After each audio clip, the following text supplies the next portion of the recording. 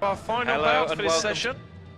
I think we've been going for about 3 hours. It's flown by, hasn't it, John? I hope everyone's enjoying it. It's been a pleasure, a blessing to sit and watch it because the quality of fare on show has been really first class.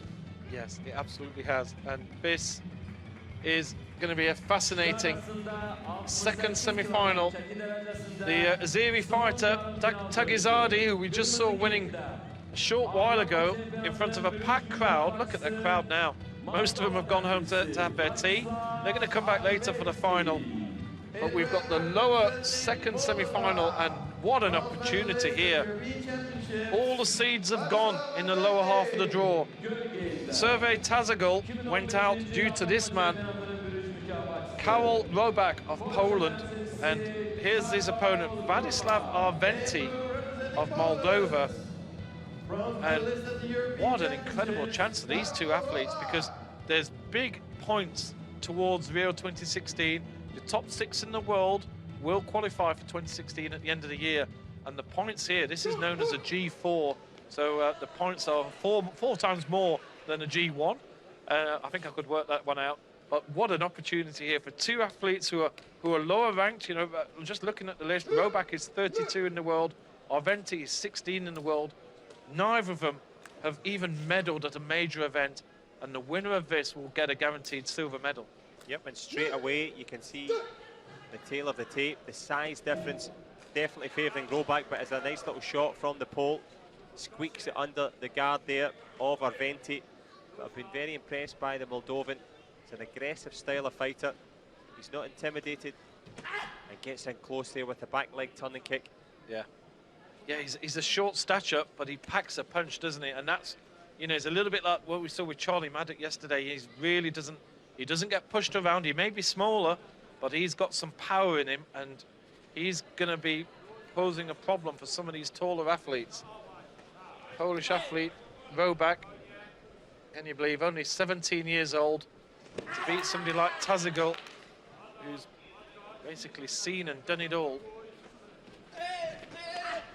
Tries with a double turning kick on the body armour there, just on the inside.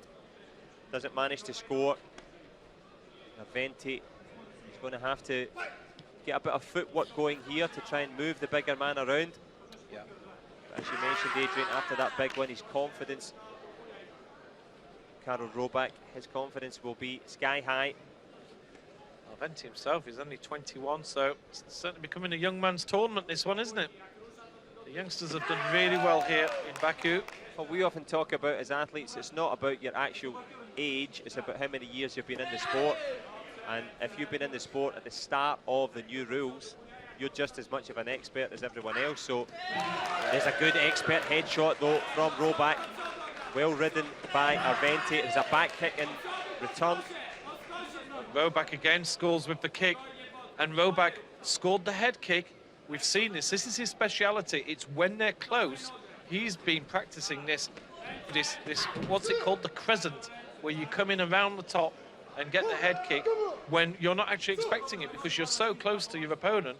You think, well, we're just going to clinch and go apart, and Robak comes in and just steals out of your pocket and takes another 3 points. Yep, as he's just taking the head guard off there. In the back of the head guard, there is another sensor as well, so that crescent kick that you talk about, that kind of window wiper motion, that's where it's more susceptible to be hit, and Robak certainly managed to do that, as we'll see in the replays here. Just picks it up across and smack right in the face there. There you go. And you know, he wasn't even looking, was he? I think he was looking at the scoreboard. Spot on, Adrian. To see if his earlier kick had scored. And you know, that's a naive mistake, isn't it? That's the mistake that I wouldn't say a beginner. No, but it's actually, I've seen enough people do it, far too many athletes doing it, because it's such an emotionally charged experience. You're looking for a reward for your physical effort, so it's human nature to look for that reward, for that instant feedback. But he did get feedback, but it was the foot in the face from Robak. Yes, and it was feet back. Yes, it was feet back. Very good indeed. And we saw Charlie Maddock yesterday. She did the same. She was looking at the scoreboard and she took a head kick. And, well, Arventii was convinced he'd scored something there, and he looked at the scoreboard, and it was Robak who scored, and he scored again. score, and this is the trouble, isn't it? He's scoring freely. This man has really studied how to score in Taekwondo, and he's now getting the benefit. Again, left foot comes in over the top, another point. And at the moment, Arventii just doesn't really know what to do. He's being pushed aside by his taller opponent, and every time he comes into the clinch and tries to get personal, he looks at the scoreboard and sees he's lost another point. Tries with a punch, tries to change things a little bit.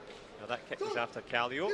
Yeah, that will be taken off. But it was interesting, Arventii actually had his hand up there. He saw the kick was coming in for the head when he was close. So he's learnt already with Robak that he needs to defend when he's tight. No, he's performed really well here, and to be fair, if he could have been told that he'd be in a medal match later on, then he may have accepted it. He's still in with a shot at the repechage here. Yeah. Let's not write him off. You can still get a knockout, but that's what it would take.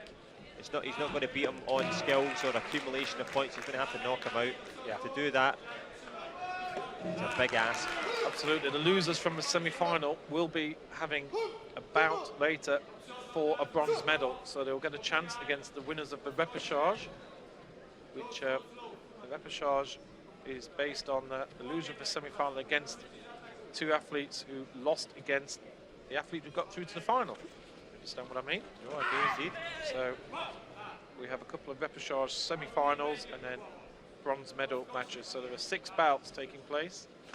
And I wonder if Robak can push for the 12-point gap here. If you're superior by 12 points by the end of the second round, then it's game over. And I'm sure he wouldn't mind getting out of here a little bit early. He'll get paid for overtime in Taekwondo, so tries for the sneaky shot there. Yeah, we're in the quarter-final. It was noticeable that Robak just took it a little bit easier, decided to conserve some energy. Here he knows he's got, he goes down heavily there, and there's a contact with the head while he was on the floor, and I think that's been given as a head kick. On the way he to wants the a floor. card, yeah, and I don't blame him, because this is this is allowed, because this is comes under the category of an error. That he wants to say that, look, he's kicked him while he was on the floor, basically. I think what he's saying is that he's hit his head so hard off the ground here, bang. Oh no, I tell a lie. The left foot came round, didn't it? it? Landed, yep, you're right. As he slips, it lands on his head here. Yeah, but he's already on the floor. Yeah. And he's not anywhere near the head here. Yeah, so he goes for the technique, falls over, and on the way down, clunk onto the back of the head. Yeah. Yep, good spot, Adrian, and good spot from the Polish coach. So this is an example where you're allowed to play a card for what I remember we called a defensive reason. If you've spotted an error, if there's a kyungo, or you can basically call anything. If you want to call it for an attacking reason, he's going to get the card back. This is a good card. The only reason on an attacking front is to call your opponent out of court, or for actually a face wash, as we've been calling it.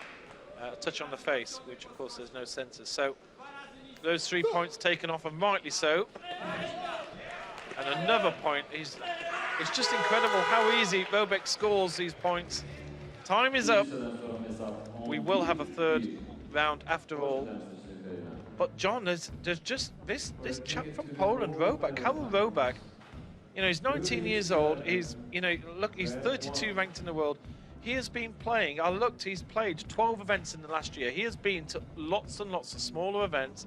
He's not won any of them, but he's been accumulating experience. And he's come here, and it's almost like he's had an epiphany and realised that, hold on a minute, this is the way you score in Taekwondo. And he's come to this event, and he looks like, his Taekwondo abilities don't look anything particularly special, do they, John? It's just that he knows how to score in this sport. Oh, for sure. And comes from the Polish stable. They've had a litany of great fighters, none so than Marcin Kowalski, his own coach. There is a top fighter back in the Europeans, won it a couple of times. So lots of experience in the camp. But you talk about a kind of breakout competition, a breakout moment in your career. Well, he broke the spirit of Tazagul Servet, and that's given him all the confidence. Arventii cannot believe that his back kicks are not scoring.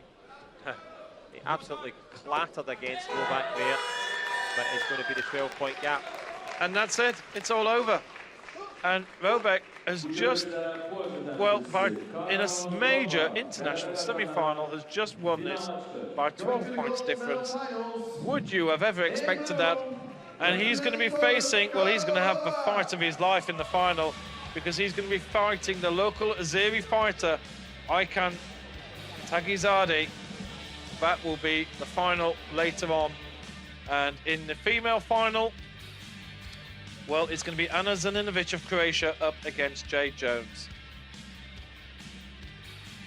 We've just seen a really good session of Taekwondo. John, have you enjoyed it? It's been an absolute blessing to sit and watch it. It's restored my faith in a lot of the qualities of the athletes, and in terms of highlights, we've seen absolutely everything. And what a session it's been. Obviously finished early here, and this will be the final action that we'll see in terms of the slow motions. But it's been great, Adrian. I really enjoyed it. Looking forward to repechage, and there's the men's 68s. Tagizade against Robak. That's going to be an interesting bout for sure. Expect some fireworks later on.